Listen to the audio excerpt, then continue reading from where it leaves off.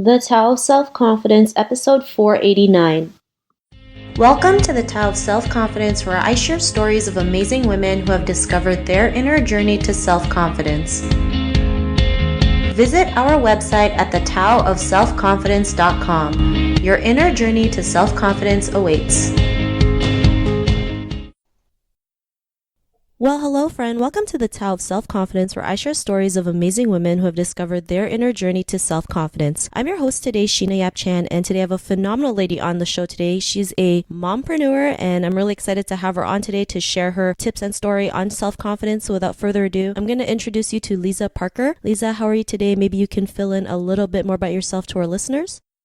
I'm feeling excellent today. I'm actually logging in from Singapore. Thank you for having me on this show, Sheena. I feel most privileged to be online and sharing people some of my journey. Just a little bit about what I do currently is basically I'm often defined as a mompreneur. So I'm actually a mother raising 3 children who's now 10, 8, and 6. But although I was a mother a long time ago, it's only about 6 years ago that I started venturing into entrepreneurship. And surprisingly, what started from a stay-at-home mom doing business at home, it turned out to be a global company, and I have over 300 employees today and scaling across 17 countries.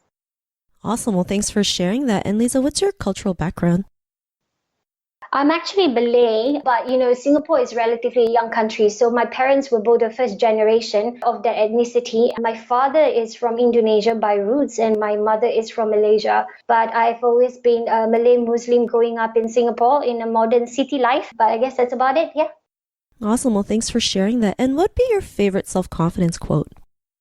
One of the very famous quotes by the writer of Harry Potter. I absolutely loved her character, even though I don't really read Harry Potter, but her quote actually applied to both personal and professional perspective. It basically says that if you live your life so cautiously, you basically don't really live it. And by that means that you fail by default for not adventuring or venturing into things to discover yourself. And which is true. If we have been so cautious in, trying out new things or progressing as a person, we realize that we've always been the same person doing the same thing. We're actually not growing at all. And therefore, like what she said, we fail by default. Awesome. Well, thanks for sharing that. And I love that quote. I mean, there's a lot of people out there who kind of play it safe, right? Because they're too afraid of, what's the worst thing that can happen, not realizing that they can actually switch that thinking and ask themselves, like, what's the best thing that can happen? So I really love that quote that you mentioned from Harry Potter. And, in your own words, how do you define self-confidence?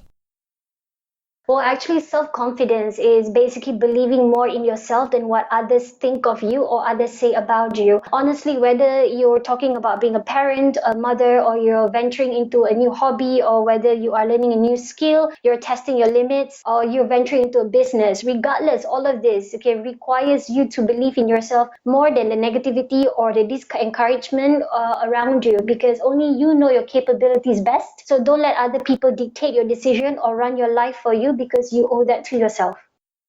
Thanks for that great definition. It's so true, right? Sometimes we get so caught up in what other people think of us, not realizing like it's just their perception. And, you can learn to let it go, or, there's 2 choices, right? You can learn to let it go or let it get to you. But the more you let it go, the more free you are and the more you can be your true self. So thanks for sharing that. And Leza, what was your life like before your discovery of self-confidence?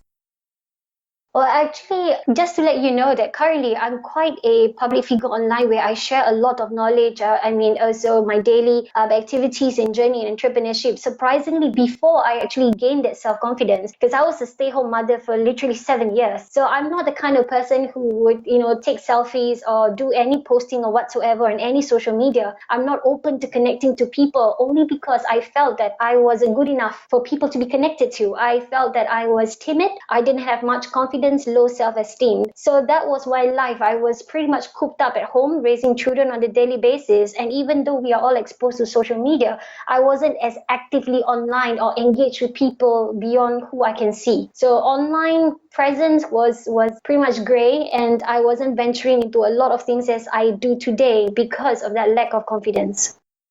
Thanks for sharing that. And, I always see your social media posts, especially on LinkedIn, sharing your story. And, sometimes we feel like we don't have a story to share to the world, or our story doesn't matter. But it's like you never know who you can inspire, right? I mean, if there's one person that you can change your life I mean, that's more than enough because you never know who they can inspire at the same time. So, it's always great to share stories. I think everyone's story is always, important because they can bring something to the table that's totally different from everyone else. And, what was that point in your life when you realized, you were more than enough to go out there, create, all these global companies, share your life, share who you are? What was that aha moment? Well, actually, it started out with a personal blog.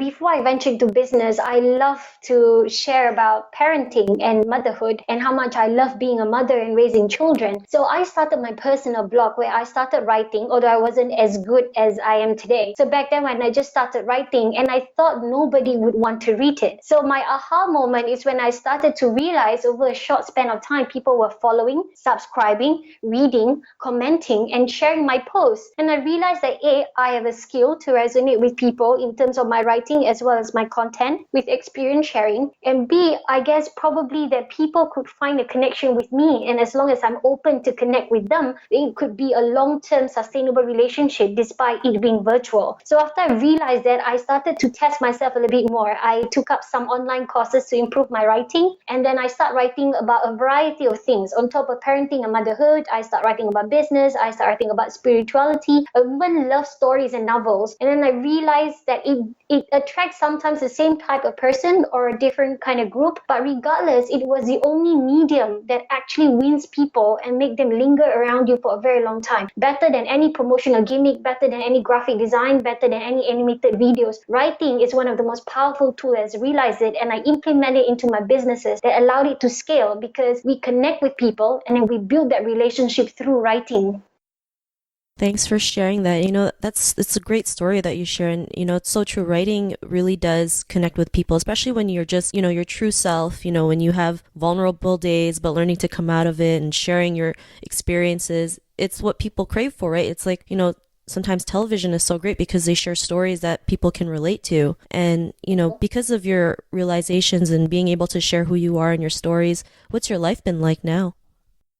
So right now, I think since the writing, I couldn't help writing. To be honest, every day I actually dedicated more than about 3 hours a day just to write. And some point I did got out of things to write that I actually offer my services to write for other people. But I do select the content. So I've been writing for CEOs, founders, startups in terms of their VC deck, their corporate portfolio, their structure of their companies, as well as the content for their normal day-to-day posting on LinkedIn. So that has really changed. That what I thought was impossible to do has become my career, not only for my current companies, but to help other companies. And I see those benefits on a daily basis on what it brings them and what it brings me. And now it becomes so part of me that I could not imagine not doing it.